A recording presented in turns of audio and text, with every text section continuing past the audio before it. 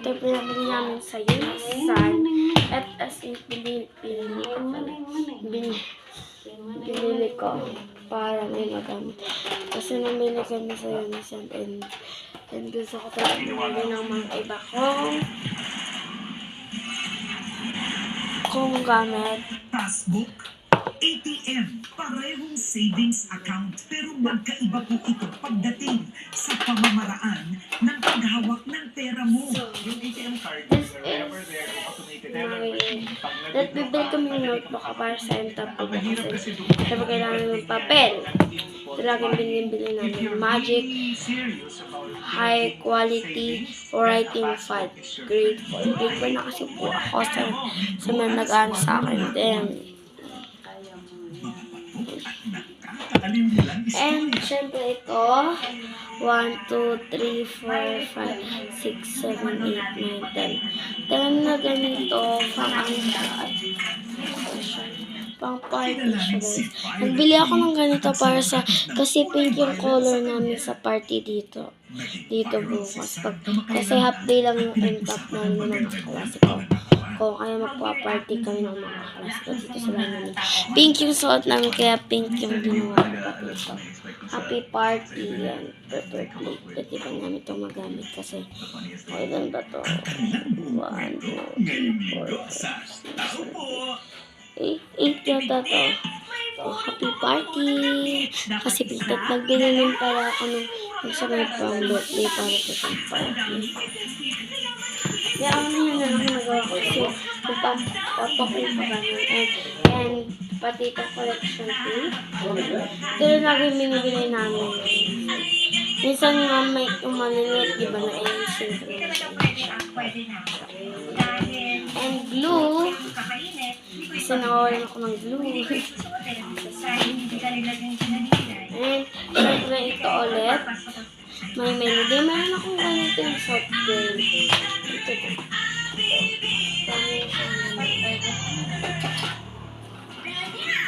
Para laban ready siya sa paglaki, ipil siya ng Unity Fruit Vodka Freeze Free Plus. The only one with nuclear shield. At boosted with 20% of calcium at vaccine. Tulong para ang batang may laban dapat ready sa paglaki. It's a mirror cake and beer. Bad timing yung kasi. Makatagas yan? Use Head and Shoulders. Tanggal ang dandruff that causes Oh, yung soft girl ko. dahil 100% dandruff-free ka. Ito, ay,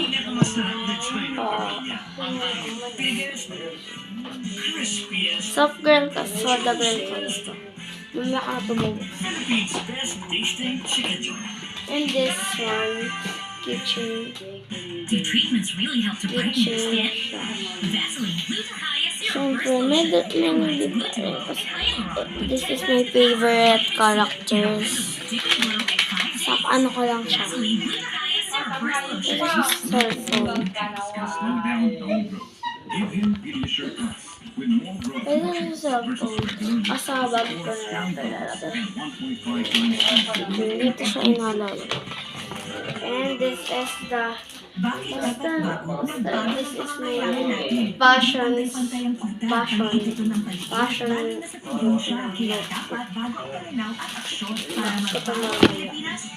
ito baba, and this is my scotch file.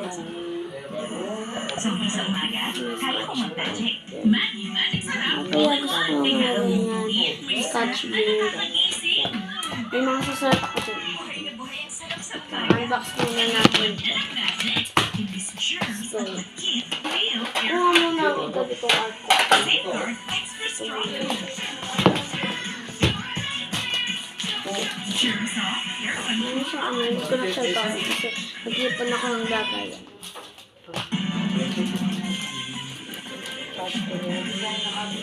Simula ang benta ng Enero ay pagpapagdala ng Department of Trade and Industry ang maximum suggested retail price Ito ng ang plan gas. kasi Pinag-aaral gusto na rin niya. ng Department of Agriculture ang pagbebenta ng tinatawag na sulit rice Ba't parang na nasa bumibili rin ako ng 46 pesos dalawang kada kami? kilo ang bentahan. And ano Nagpapakot, ba? Andrea Tagina. Ay, naan ko na. Kitchen.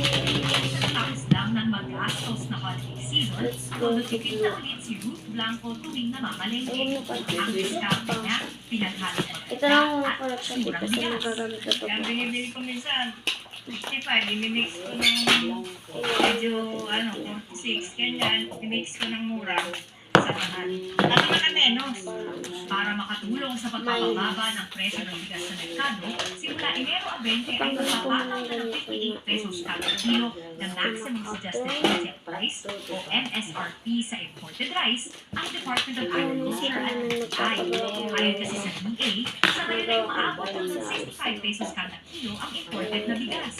Kung wala na tayong makitang 60 pesos I-withdraw. after the mga sa merkado, malaki na Ay. ang inaabot natin dyan yung excess price So, or 50-50 profit na. Ang gagawin namin is to monitor and to enforce that the prices And that the syempre, prices ang set blue, are being hindi followed both magpapakabo. in the palengke and also sa supermarket. White Maunang bulaki itutupan or ng MSRP sa Metro Manila bago sa mga probinsya. Pero para kay Lou, Mahal pa rin. Sana medyo mababa sa 50. iit ng grupong sinag hanggang 45 pesos kada kilo lang dapat ang presyo ng imported na bigas. Bilang ito naman umano ang ipinangako ng gobyerno na magiging epekto ng Executive Order 62. Binabaan nito ang tariff sa inaangkat na bigas sa 15% mula 35%. Ay heavy Yes. MSRP of 50. Oh, Parang this sinuko passion natin talaga na walang passion ko siya. impact ng 62. This is my passion. Sabi naman ng At diba guys, DA, kasi dati may pinagpapanabuhan ang MSRP. ganito and ano siya. No? So, Ah, yung iba na pala. Akala ko yung ano na siya dito. Binibasan. Kasi dati meron akong price ganyan. continues to go down. Sabi ng ilang tendero, kailangan ding tutukan ang presyuhan Dito ako ng rice mag-dear millers. diary. Doon pa rin manggagaling ang issue sa rice mill. Hindi sa Passion manggagaling. kami. Siyempre kami tutupan lang namin yan. Yung parang sa And, Ano rin yung saan ng DA sa mas maraming palengke ang tinaguriang sulit rice Nagbili kasi o bigas kami. na 36 pesos lang kada kilo. This is Mas my mababa nga lang yun ang Ay, ito kalidad. muna Sa kasi. kasalukuyan, mabibili pa lang ito sa Piling, Kaliwa Stores, tulad sa palengke nito sa Quezon City. Kung titignan mo ng malapitan, ganito yung itsura ng 36 pesos kada kilo na sulit rice. Mas mura, pero dahil 100% broken, mas maliit yung butil, mas durog-durog, kumpara dito sa 40 pesos kada kilo na 25% broken na bigas. Meron din tayo dito nyo ba? Parang may itsura kapag nasain na sila. Ito yung 36 pesos, ito yung 40 pesos. Tinikman din ito mismo ng mga opisyal, kaya ang ilang mamimili, sinubukan na rin. Nakita natin yung quality, nakita niyo naman. For me, pasado. Tikman namin kung ito yung lasa niya. So I want to taste it. Uy, Talagang best quality. Sabi ng DA, target nilang gawing available ang sulit rice sa 180 pamilihan sa Metro Manila bago matapos ang Pebrero.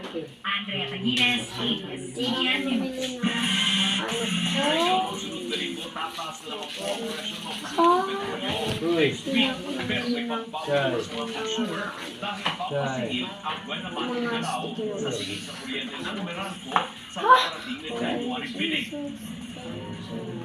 this is the Bukas pa ang isa ng metro ng Meralco sina Aldrin pero ngayon pa lang Scotch may milk and progress ang this, tataas ang bill nila dahil sa hindi ng gamit sa kuryente ng Pasko. Pero na-stress na naman ako sa nakuha ng pambayad. Lagi lang kung gano'n ang iniisip ko sa araw. Kasi ba't alam ko na po parating yung mga bills ng kuryente at saka magsusulat kayo dyan. hinahanda ko na po yung sineseparate ko rin sa bahay. Pero mukhang may good news sa mga This is the brightness in the cooler guys. sa paparating na January billing ang rason nagmura kasi ang presyo ng kuryente And let's try sa pinagkukuha ng supply ng Meralco. Sa datos ng Independent Electricity Market Operator, Tama. all-time low Parang ang may- pinakamababa ang presyo sa spot market noong Disyembre. Malaki ang posibilidad na bumaba yung Paano generation to? charge. Ngayong buwan na Enero. So, ito yung magdadala para bumaba din yung overall rates sa bills ng customers. Pag ganun. Papatak naman ang dagdag singil sa tubig sa January bill. Sa Maynilan, maglalaro sa 24 hanggang 111 pesos ang dagdag bayad depende sa konsumo. Sa Manila naman, maglalaro sa 20 hanggang 155 pesos ang nagbabayad. Hindi ba na? Samantala, sinita ng Commissioner of Audit ang MWSS dahil hindi umano sinisingil ang Maynilad na magbayad na mahigit 5 billion pesos na claim na nangyari na ang problema sa pera ang Maynilad noong pang 2004. Sagot ng MWSS, ginagawa nila ng paraan para masingil ang Maynilad. Hindi namin pwedeng hindi namin i-write off yun kasi nasa documents namin yun, nasa mga papers namin na kailangan talaga bayarin ito ng Maynila. This is a legal case. So we asked already the help of our OGCC to interpret.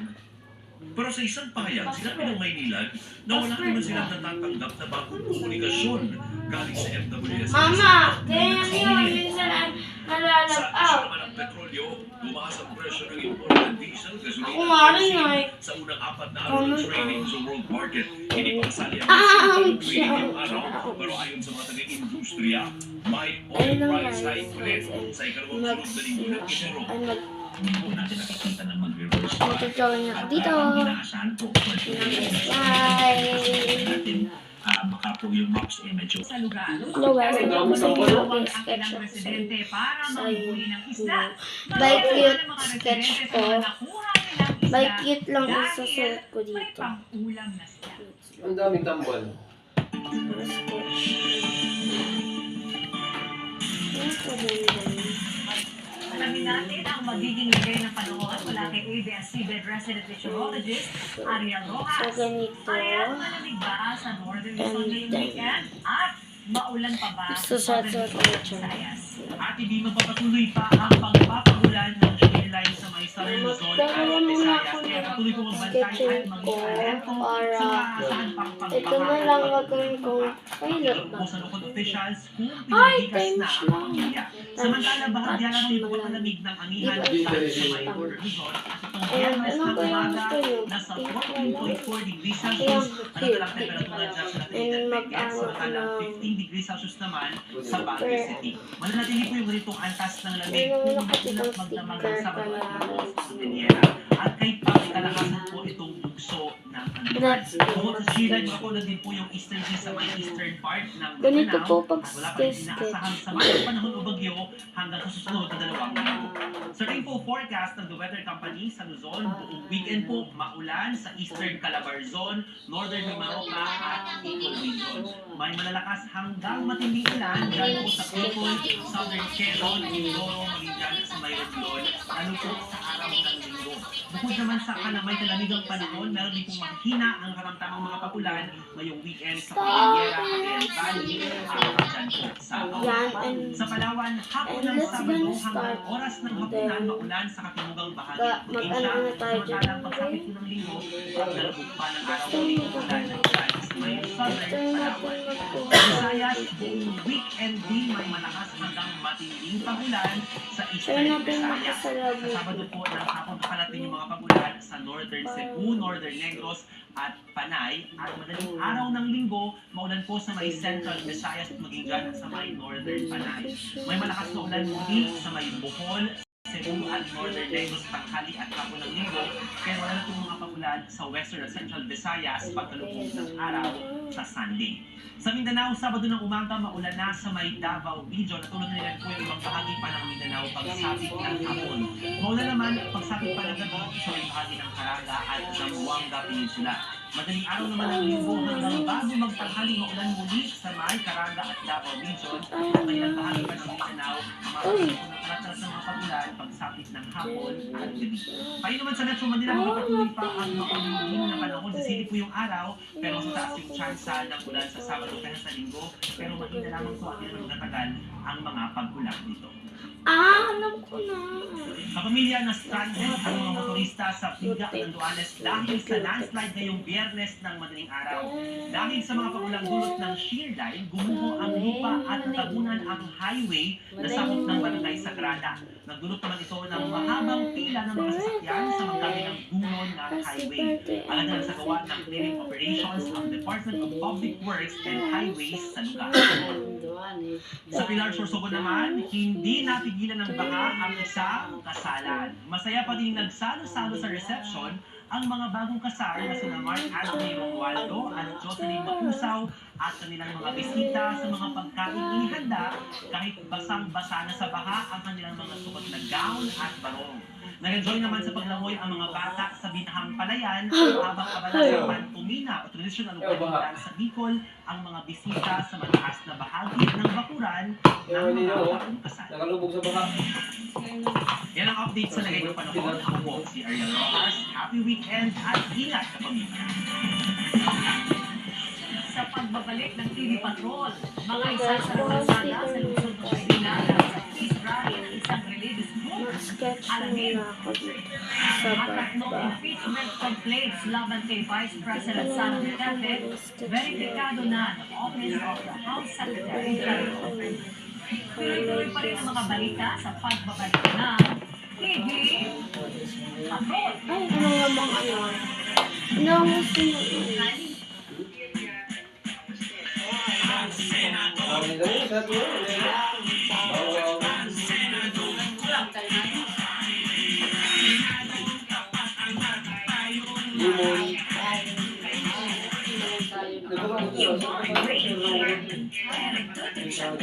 May sagot right here. New Pantene Supplement Conditioner. Provitamin and collagen. Smooths out to check easily for smoothness. It's not right. It's Pantene. Regent Mochi, a combination of stevia rice and buko pandan. Sumptuous chewy desserts for those with a sweet tooth and a love for buko pandan. Also available in ube, mango, and a Nakasulat ako dito. Dito wala pa siya. Nilagay ko siya ng parang ano lang. Sino ang mabuhay sa hirap at pinabayaan? At CIS sa mga dito. Si Erwin Tulfo ang mga sa atin ninyo, garantisado. Kami ang kakampi, kami natin. Real fun. Real flames. Real flavors. Something real, we serve it. There. Serving realness. Order now. Nanood naman siya. Pinashin na, kinaskus mo pa. Switch to New L Power Liquid. 15 minutes lang. Bilis-bilis ang printa. No matustos sa washing machine. 70 ka lang na wash. New L Liquid. 24 na oras, naghahatid ng balita, impormasyon, serbisyo publiko, katuwang sa bawat ngiti, trahedya at tagumpay. Ngayon nakikinig sa Radio Station sa 630 kHz AM band.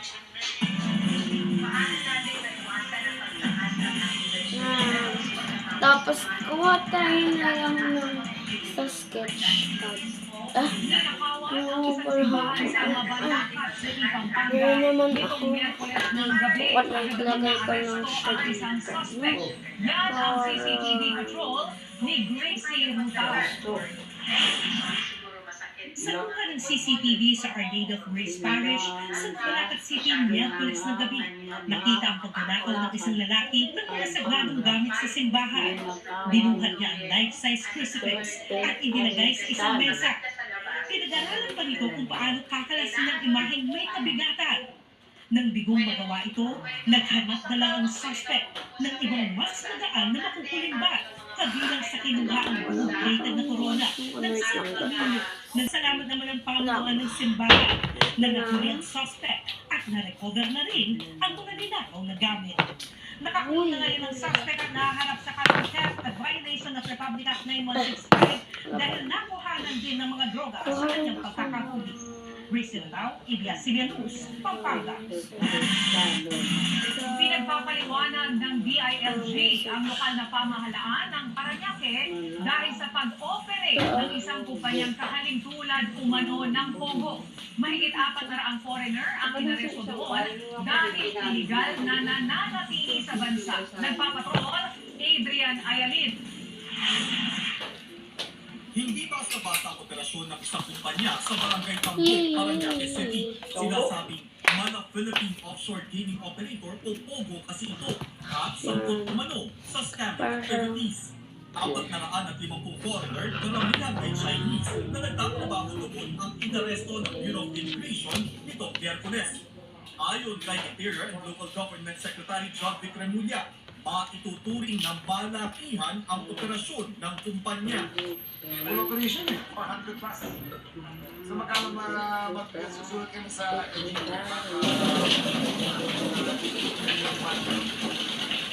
Lahat na ng sinabi ni Remulla na pogo ng ang ilang mga syudad sa Metro Manila tulad ng Parañaque at Makati.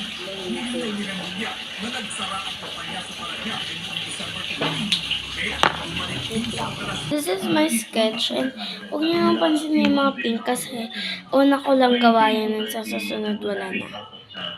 Sa 10 piso ko yun, isirain, tatanggalin nila yung Yun lang, di ba? and then Galing na nagawa yung sila ng activity. sa inner part na yun. Oh guys, ganito Ayon siya. pa sa Oh, DSP, yung wala siya. kumikita ng halos 50,000 piso kada araw ang grupo na dayo lang umano sa lugar. Yung wala siya. Wala siya. Right from the start, alam nila naman eh. Even during the contact of our test, Ito. sinabi nga nila. Sketchbook. Actually, winaningan natin ng mga netizens and then hindi admit na winaningan lang sila ESP. But still, they did it. This is my Paalala sketchbook. naman ng DSP sa publiko na bawal sirain ang paglawaan ng pera o legal tender. At patuloy rin sila magmamatiyak sa lumalabag nito, hindi lamang sa social media. Bye guys!